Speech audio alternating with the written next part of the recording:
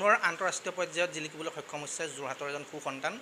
যোৰহাট বঙালপুখুৰীৰ ৰাজীৱ ফুকন আৰু অংকিতা ফুকনৰ একমাত্ৰ পুত্ৰ লভনীশ ফুকন। তেখেতে নেপালত অনুষ্ঠিত ইণ্টাৰনেশ্যনেল অ'পেন কেৰাটে চেম্পিয়নশ্বিপত গ'ল্ড আৰু চিলভাৰ পদক লাভ কৰিবলৈ সক্ষম হৈছে। আমি তেখেতৰ লগত আছিলোঁ যে ক্ৰীড়াৰ ক্ষেত্ৰত অসম যথেষ্ট আগবাঢ়িছে আৰু তাৰ সমান্তৰালকৈ যোৰহাটো আগবাঢ়িছে আৰু যোৰহাটৰ এইজন লভনীশ ফুকন তেওঁৰ ওচৰত আছোঁ। তেখেতে কেনেধৰণে খেল খেলি ইমান আন্তঃৰাষ্ট্ৰীয় পৰ্যায় পাবলৈ সক্ষম হৈছে আমি জানিবলৈ চেষ্টা কৰিম। কি ক'বা? তোমাক প্ৰথমে আমি দ্য নিউজ প্লাছৰ তৰফৰ পৰা শুভেচ্ছা জ্ঞাপন কৰিছোঁ। তুমি যিহেতু আন্তঃৰাষ্ট্ৰীয় পৰ্যায়ত খেল খেলিছা, তুমি সুনাম কঢ়িয়াই আনিছা, মনৰ ভাৱটো কেনেকুৱা? কি ক'বা? মনৰ ভাৱটো একদম ভাল লাগিছে আৰু মোৰ ইমান ভয়ো নালাগে। আৰু তুমি কেতিয়াৰ পৰা খেলিছা? মই ক্লাছ 4 মানৰ পৰা খেলি আছোঁ, সৰুৰ পৰাই খেলি আছোঁ মই। প্ৰথম একদম ষ্টাৰ্টিংটো ক'ত আৰম্ভ হৈছিলে? প্ৰথম ষ্টাৰ্টিংটো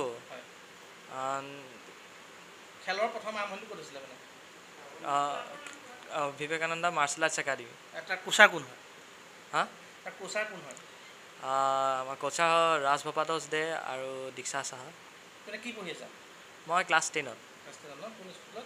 খ্ৰীষ্টান একাডেমি ছিনিয়ৰ ছেকেণ্ডেৰী স্কুল। তুমি যিহেতু যথেষ্ট সুনাম কঢ়িয়াই আনিছা, অসমৰ নাম উজ্বলাইছা, যোৰহাটৰ নাম উজ্বলাইছা, তাৰ পৰা কৃতিত্ব কাক দিবা? ছাৰ দীক্ষা বাক আৰু মোৰ মা দেউতাহঁতক দিম। হয়। পঢ়াৰ মাজত কষ্ট হয় নেকি? পঢ়াৰ মাজত কষ্ট নহয়। খেল খেলাত মানে দুইটা খেল আৰু পঢ়া দুইটা চলাই গৈছা, কষ্ট কিমান হয়? কষ্ট ইমান নহয়। কষ্ট ইমান নহয় ন? নহয়। এতিয়া তুমি পৰৱৰ্তী পৰ্যায়ত যিহেতু 10ত নহয় জানো? পঢ়াৰ প্ৰিপেৰেশ্যনটো কেনেকৈ চলাইছা? পঢ়াৰ প্ৰিপেৰেশ্যন চলাই গৈ আছোঁ একদম। কোন স্কুলত আছিলে? খ্ৰীষ্টান একাডেমি ছিনিয়ৰ ছেকেণ্ডেৰী স্কুল। আৰু পৰিকল্পনা তুমি ভালকৈ ৰিজাল্ট কৰিবা আৰু খেলৰ পৰিকল্পনা কিবা আছে নে ভৱিষ্যতে? খেল খেলি খেলি আগুৱাই যাম বুলি ভাবিছোঁ। এই আছিলে লভনীশ ফুকন, যোৰহাট বঙালপুখুৰীৰ ৰাজীৱ ফুকন আৰু অংকিতা ফুকনৰ পুত্ৰ। আমাৰ লগতে আছে তেখেতৰ যিজন কোচাৰ, তেখেতৰ পৰা আমি জানিম আচলতে তেখেতে এই যি তেখেতৰ যি টাইকাণ্ডো এছ'চিয়েশ্যন কেনেদৰে আগবাঢ়িছে বা তেখেতলোকক কেনেধৰণে ট্ৰেইন আপ কৰিছে আমি জানিবলৈ চেষ্টা কৰিম। আপোনাকো আমাৰ দ্য নিউজ প্লাছৰ তৰফৰ পৰা শুভেচ্ছা জ্ঞাপন কৰিছোঁ। হয়, নমস্কাৰ। আপোনালোকে ইমান কষ্ট কৰি আহিছে। তো আমি যোৱা মানে আপোনাৰ নেপাল কাঠমাণ্ডুত হৈছিলে খেলখন ইণ্টাৰনেশ্যনেল। তাতে নেপাল আছিলে, বাংলাদেশ আছিলে, ভাৰত আছিলে। তিনিটা কাণ্ট্ৰি আছিলে একচুৱেলি। তো মোটামুটি 1500ৰ ওপৰত পাৰ্টিচিপেণ্টছ আছিলে তাতে আৰু খুব ভাল কম্পিটিশ্যন এটা হৈছে আৰু নেপালৰ প্লেয়াৰ্ছবিলাকো খুব ভাল পাইছোঁ, যিটো আমি সঁচাকৈ ক'ব গ'লে মানে অসমতো বা কি আগৰ খেলবিলাকতো আমি দেখাই নাই তেনেকুৱা প্লেয়াৰ্ছ মানে।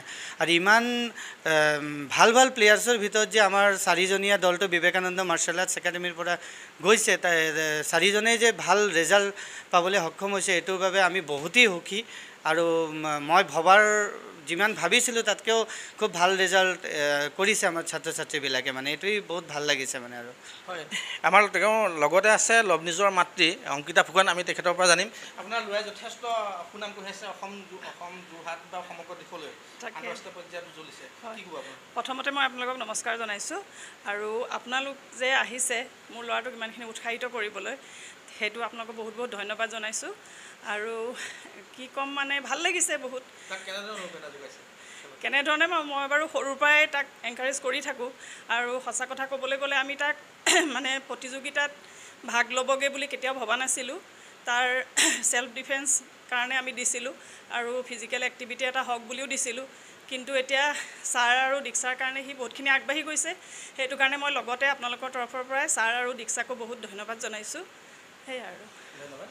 এয়া আছিল লভনীশৰ মাক, আৰু লভনীশে যিহেতু আন্তঃৰাষ্ট্ৰীয় পৰ্যায়ত উজ্বলিবলৈ সক্ষম হৈছে, তেখেতে এইদৰে আগবাঢ়ি যাওক, অসম দেশ তথা সমগ্ৰ ভাৰতবৰ্ষৰ নাম উজ্বলাবলৈ চেষ্টা কৰক।